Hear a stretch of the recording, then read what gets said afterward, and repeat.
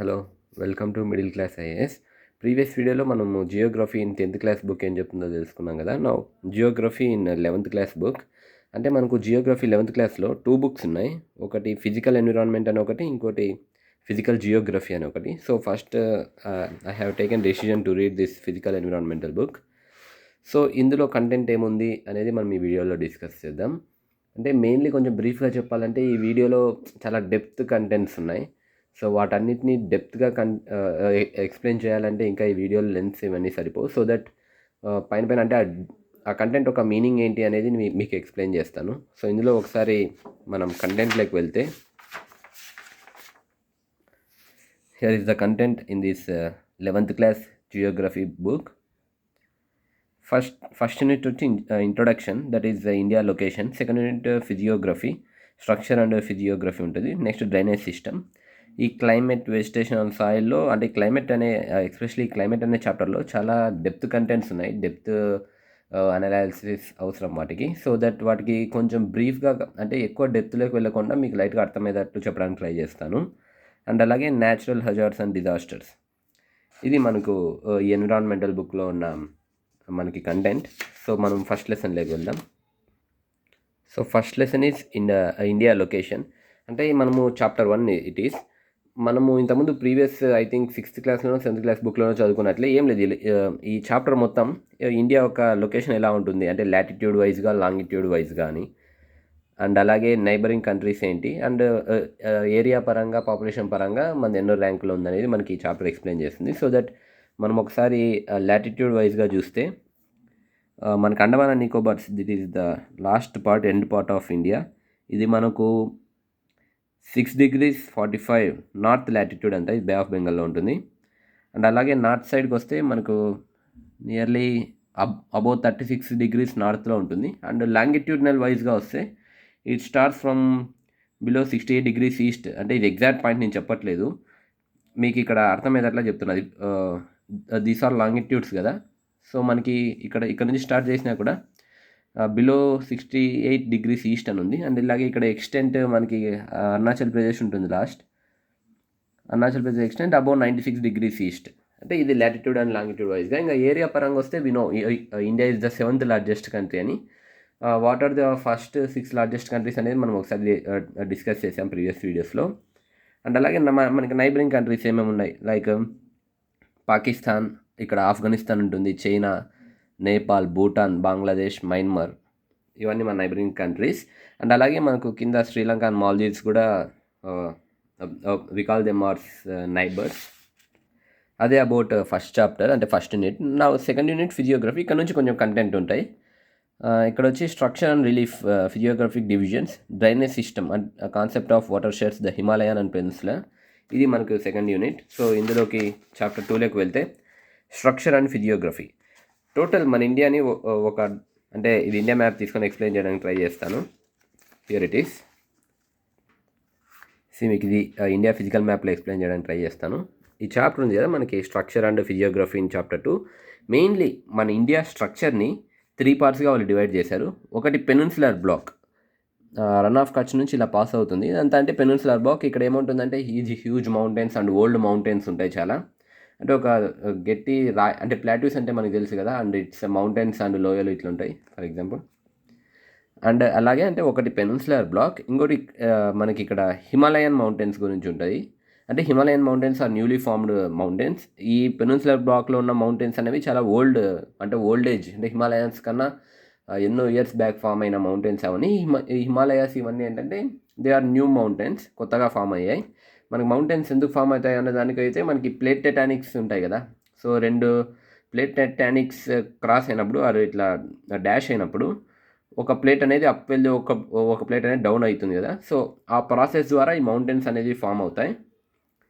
And మనకి మొత్తం 3లో ఒకటి పెనిన్సులర్ బ్లాక్, ఒకటి హిమాలయన్ మౌంటైన్స్ గురించి, ఇంకోటి ఇక్కడ ప్లెయిన్స్ గురించి, మిడిల్లో ప్లెయిన్స్ గురించి. దిస్ అబౌట్ అంటే ఇది ఇండస్, గంగా, బ్రహ్మపుత్ర రివర్స్ ఫామ్ చేసిన ప్లేన్స్ గురించి మనం డిస్కస్ చేస్తాం. దిస్ అబౌట్ ది స్ట్రక్చర్, అంటే బ్రీఫ్గా చెప్పేశాను ఒకసారి. అంటే అది that is the structure of India. And physiography కిందికి వస్తే సేమ్. ఇక్కడ మనకి ఫిజియోగ్రఫీ అంటే ఇక్కడ మనకి మెయిన్లీ ఫిజియోగ్రఫీ సైడ్ మనకి 6 పార్ట్స్గా మన ఇండియాని డివైడ్ చేసుకున్నారు. ఒకటి the northern and eastern Himalayas, అంటే ఇది హిమాలయాస్ బ్లాక్ ఒకటి. ఇంకోటి the northern plain due to this Indus, Ganga, Brahmaputra rivers వల్ల ఫామ్ అయిన ఈ నార్థన్ ప్లెయిన్ ఒకటి. అండ్ అలాగే పెనిన్సులర్ ప్లాట్యూ, ఇది పెనిన్సులర్ ప్లాట్యూస్ గురించి ఒకటి. అండ్ మనకి we have the desert, Indian desert గురించి ఒక పార్ట్గా డివైడ్ చేస్తాం. కోస్టల్ ప్లెయిన్స్, మనకి eastern coastal plains, western coastal plains ఉన్నాయి కదా, సో ఇవి కోస్టల్ ప్లెయిన్స్ గురించి. అండ్ అలాగే ఐలాండ్స్, మనకి లక్షద్వీప్ ఐలాండ్స్ ఉన్నాయి, అండమాన్ అండ్ నికోబార్ ఐలాండ్స్ ఉన్నాయి, వీటి గురించి ఈ ఫిజియోగ్రఫీ అంటే వాటి గురించి ఎక్స్ప్లెయిన్ చేసేది. ఫస్ట్ మనం north eastern and north mountains అంటే హిమాలయస్ మౌంటైన్స్కి వస్తే వీటిని మరి ఒక 5 కేటగిరీస్గా డివైడ్ చేస్తారు, మన అండర్స్టాండింగ్ ఈజీగా ఉంటుందండి. ఒకటేమో Kashmir and north western Himalayas. ఇక్కడ ఎలా అంటే they are very cold deserts లాగా. ఫర్ ఎగ్జాంపుల్ లదాఖ్ లాగా. హిమాచల్ అండ్ ఉత్తరాఖండ్ హిమాలయాస్ అంటే ఇవేంటంటే అంటే మెనీ హిల్ స్టేషన్స్, అంటే ఫేమస్ అయిన హిల్ స్టేషన్స్ అన్నీ ఇక్కడ ఉంటాయి, లైక్ ధర్మశాల కానీ, ముసోరిని కానీ ఇలా. అండ్ అలాగే డార్జిలింగ్ అండ్ సిక్కిం హిమాలయాస్, అంటే ఇవి వాళ్ళు ఇక్కడ మనం గమనిస్తే ఇది డార్జిలింగ్ అండ్ సిక్కిం హిమాలయాస్ కిందికి వస్తాయి. ఇక్కడ ఏంటంటే it is famous for very fast flowing reverse. And అలాగే మన K2 కాంచన్జంగా కూడా ఇక్కడే మనకి లొకేట్ అయి ఉంటుంది. అండ్ అరుణాచల్ హిమాలయాస్కి వస్తే, సో అది మనకి Arunachal Himalayas and eastern hills and mountains ఇక్కడ ఇలా కరువు తిరుగుతాయి కదా, ఇంక ఇక్కడ ఇవి eastern Himalayas and eastern hills. ఇది అబౌట్ ద హిమాలయాస్ గురించి. మళ్ళీ అండ్ అలాగే నార్థన్ ప్లెయిన్స్ని టోటలీ త్రీ రివర్స్ బేస్ మీద డివైడ్ చేస్తారు. ఒకటి ఇండస్, అంటే మన వెస్టర్న్ ఇండియా మొత్తం ఈ రివర్ డ్రైనేజ్ సిస్టమ్ ద్వారా బేస్ అయి ఉంటుంది. అండ్ అలాగే మిడిల్లో మొత్తం మన గంగా రివర్ బేసిన్ అంటారు. అండ్ అలాగే మన ఈస్ట్ సైడ్ మొత్తం ద బ్రహ్మపుత్ర రివర్ బేసిన్. ఆ రివర్స్ ఎక్కడ స్టార్ట్ అయినాయి అన్నది. అండ్ అలాగే ఆ ప్లేన్స్లో ఎక్కువ అల్యూవిలియం సాయిల్ ఉంటుంది, so that it is very fertile అని మనకి ఇక్కడ ఎక్స్ప్లెయిన్ చేస్తారు. అండ్ అలాగే కోస్టల్ ప్లెయిన్స్, మనకి కోస్టల్ ప్లెయిన్స్ ఇక్కడ ఉంటాయి చూడండి. ఇది వెస్టర్న్ కోస్టల్ ప్లెయిన్, ఇది eastern coastal plain. Western coastal plain చాలా నారోగా ఉంటుంది, ఈస్టర్న్ కోస్టల్ ప్లెయిన్ చాలా వైడ్గా స్ప్రెడ్ అయి ఉంటుంది. బికాజ్ ఆఫ్ అంటే మనకి గోదావరి కానీ, కృష్ణ కానీ, కావేరీ కానీ వాటి వాటర్ని డిపాజిట్ చేస్తాయి ఇక్కడ అంత. అంటే బే ఆఫ్ బెంగాల్లో మౌత్ ఆఫ్ ది రివర్ అంటారు కదా, అక్కడ వాళ్ళు రివర్స్ అనేవి డిపాజిట్ చేస్తున్నప్పుడు కొన్ని డెల్టాస్ ఫామ్ అవుతాయి. సో దట్ అప్పర్, అంటే వెస్టర్న్ ఘాట్స్ కొంచెం అప్ సైడ్ ఉంటాయి, అటు సైడ్ నుంచి వచ్చిన సిల్ట్, కొన్ని మినరల్స్ అంటే which are used to fertile the land, వీటన్నీ ఎక్కువ ఇక్కడ డిపాజిట్ అవ్వడంతో ఈ ఈస్టర్న్ ప్లెయిన్స్ అన్నవి చాలా ఫర్టైల్గా ఉంటాయని ఇక్కడ చెప్తున్నారు. అండ్ అలాగే islands, the Lakshadweep islands and Andaman and Nicobar islands. Andaman and Nicobar islands వచ్చి మనకి బే ఆఫ్ బెంగాల్లో ఉంటాయి, లక్షద్వీప్ ఐలాండ్స్ వచ్చి మనకి అరేబియన్ సీలో ఉంటాయి. This about this lesson. And అలాగే నా డ్రైనేజ్ సిస్టమ్, మనం ఇంతకుముందు రివర్స్ గురించి డిస్కస్ చేసిన డ్రైనేజ్ సిస్టమే. ఫస్ట్ ఆఫ్ ఆల్ మనకి డ్రైనేజ్ సిస్టమ్ అంటే ఏంటంటే ఇక్కడ మనకు కొంచెం ఒక ఎగ్జాంపుల్ అంటే దాని మీనింగ్ చెప్పడానికి ట్రై చేశారు చూడండి. మనకు ఒక రివర్ ఉంటుంది, అది డిఫరెంట్ ఛానల్స్లో ఫ్లో అవుతూ ఉంటుంది. అండ్ అలాగే వాటికి డిఫరెంట్ ట్రిబ్యూటరీస్ ఉంటాయి.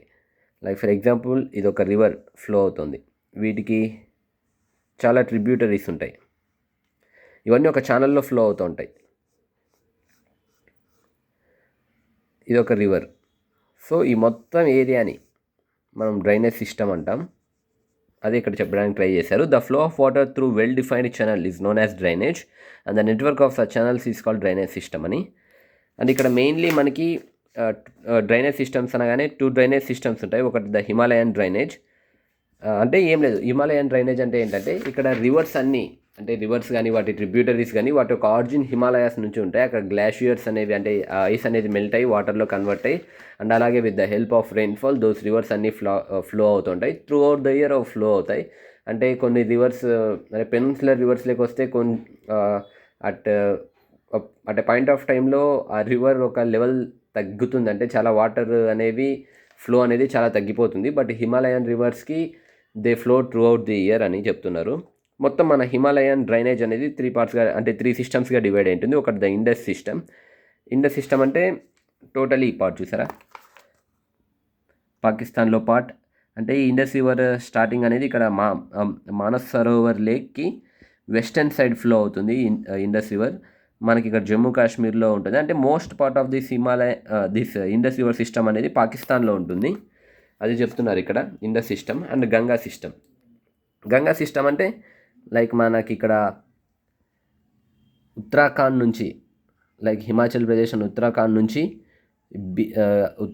ఉత్తరప్రదేశ్, బీహార్ అండ్ వెస్ట్ బెంగాల్ ఈ ఏరియాస్ మొత్తం ఈ గంగా సిస్టంలోకి కలుస్తాయి. అక్కడ అలకనంద అండ్ భగీరథి రివర్స్ అనేది దేవప్రయాగ్ దగ్గర కలిసి అవి మనకు గంగా రివర్గా ఫామ్ అవుతుందని ఇక్కడ ఇన్ఫర్మేషన్ చెప్తున్నారు.